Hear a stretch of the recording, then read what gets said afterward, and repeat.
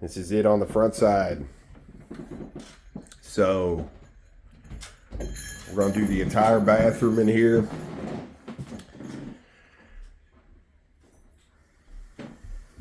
Going to be ripping all this out.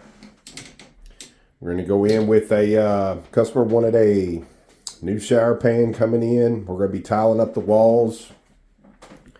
Getting a brand new floor down in here. Going to keep the vanity. Just going to get a new top, new toilet. We're going to get it painted. Paint the ceiling. Get some new fixtures in here. So let's get started.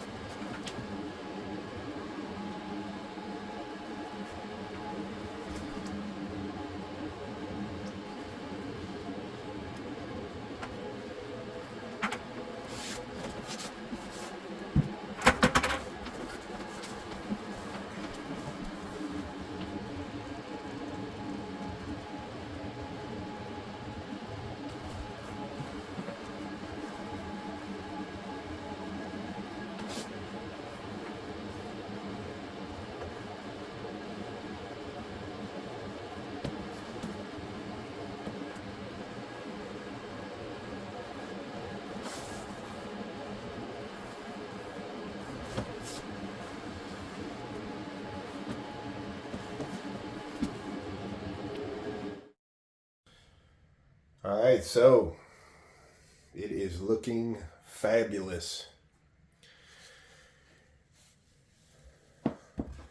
So we use the Level Quick. This is your primer. Doesn't take a whole lot. You just want your area to cover. We had all this covered in here, and it will dry in about 2 hours to a clear see-through film.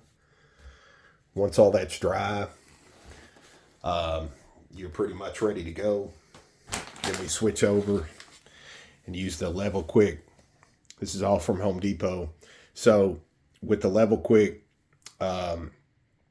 you are dry to the touch in about an hour where you can touch it and it's not moving. It's 4 hours or so to walk on, but just a great self-leveling. We use this a lot, but we are setting up good and we're ready to go. So about 4 hours from now, we can actually walk on it. We're going to be installing the shower pan right over the top of that. Be screwing it to the studs. So we'll take care of all that tomorrow. We're going to let this set up overnight. We're not in any rush. And that way our shower pan is going to be sitting nice and level. And then we'll start our tile application. All right, y'all. We're gonna check our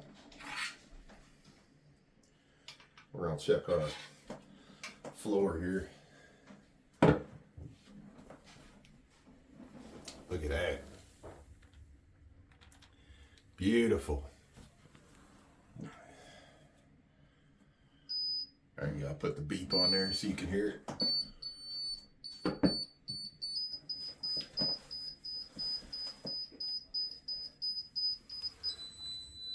Isn't that weird? It held on that 0.01 forever. That's good. So we're sitting good. Sitting pretty. Everything dried real well. Nice solid floor. So we're going to get all the expansion foam here kind of cleaned up. And we're going to move on with our shower pan. All right, so every shower pan is slightly different than the next as far as installation, as far as that goes. So we always check what the manufacturer recommends for that individual shower base that we purchase. This is a very good one. This is a Max shower pan, very good quality. We like these. The complete bottom of the shower pan is actually styrofoam in its entirety. There's no peg feet, there's no none of that stuff. So we always read up, unless we're doing a shower floor, pitching it, tiling it. Unless we're doing that where we know the process, we always check, anything like that, because every base is not the same. They're all different. This one in particular, I want to show you right here on their site, on the Max Shower Base site. If you scroll down, these are all in the instructions, but if you come right down to this part right here, plug any gaps you have in the floor. So depending on how level your floor is or isn't, self-leveling mortar is the way to go. So that is exactly why we came in here on the front side and we did a self-level pour. When you flip back over here in the instructions, most of your shower pans, this was a tub surround that we took out, so it was a rough 60-inch opening. Shower pan is in, and as you can see, show them over here, Tom. As you can see here, anything that does not quite touch, we split the difference. That's a 1/4 inch. And in doing so, splitting the difference right here, you want to pre-drill the mounting flange with a 3/16 bit. Fasten locations, fashion base between the studs using a number 8 screw. If needed, use wooden shims between the studs and the mounting flange to maintain position of the base, figure B. So there you go. It's showing you with the shim in, the wooden shim in, piloting right through, and then it's showing you to screw it after that. So this is exactly why we went this way and did this, and I want to show you. Come on in. I'm going to step right on in here. We actually stepped on our self-leveling floor. It was good to go, and now that our base and everything in, I wish you were here. It is solid, and that's exactly how it should be. With that styrofoam right underneath that pan, there is a slight little, probably a 30-second little bit of give on the manufacturer's end. So we've went about this the correct way based on the manufacturer. It's supposed to have ever so slightly, that leaves that cushion. Now it tells you also, I'm going to pull this out because where I showed you that everything is different for every type of pan. Look right here, check this out. Do not install the base over wet mortar. So that is why for our particular pan, we did not want to put like a custom float product down here or something like that. And why it's wet, apply the pan, make sure it's level, pre-drill and all that. It says not to write in the instructions. So we try to do everything to the spec of what that manufacturer recommends. That way we don't have any problems. So as far as our screws go, it does call for exterior grade screw. We like the pan head instead of the V-neck. We have realized over the years more of the V-necks that go in, and I'm going to show you one. Check this out. Okay, this is an acceptable screw. Obviously it wouldn't be this long, but this is the one I have here to show you. See the V there in that. Now you can pilot out that hole to make it a little bigger so it swallows that V and makes it more flush. But in doing so, you're still pitched top and bottom. And any type of movement, anything like that getting in here, you're putting a lot of pressure on that V-neck, and it could allow movement over time. So that's why we like a stainless steel, the pan head screw. It literally goes in, has no V-neck head on it, and it has a big enough flat circle on there to grab a lot of the acrylic and snug it right to the stud, preventing cracking and anything like that. So a lot of these pans are built different than the next. A lot of your pans you can send a screw through and immediately see chipping and cracking. This one here is very forgiving. It's one of our favorite pans, and that's why we use this pan all the time. So now that our installation is complete here, we are ready to start putting our walls up in the shower. So let's get going. All right, real quick before we do the walls, look, we forgot to show you. Check it out.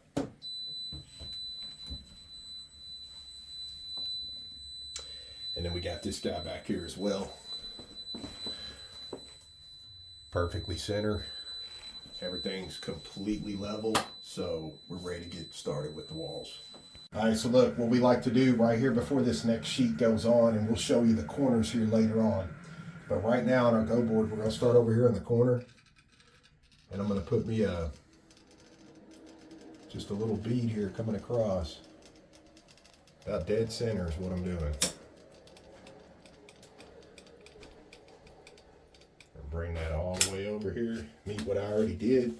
That way you can take your next sheet.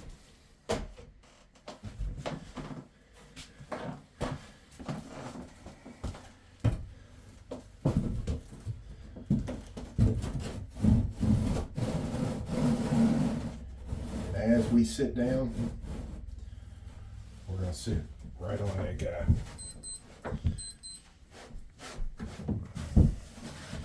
Just like that. Okay, any of it that oozes out here, we'll just clean that up here in just a second. So it makes the bond. You already got a bead going in here, and then later on we're actually going to seal the joint from out here as well. All right, so we're fighting over this 0.1. It is so close. We got it. We're good. Depending on how I move my hand, look. Bam. So we're good right there.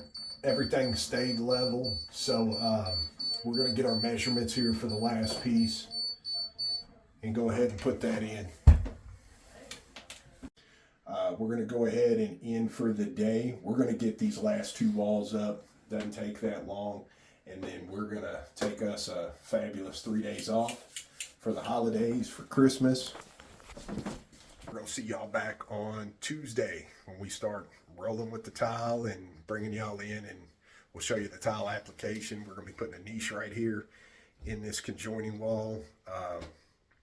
So we hope this helps everybody at home tuning in, and as usual, we'll see you all back with the next one. Merry Christmas and Happy Holidays.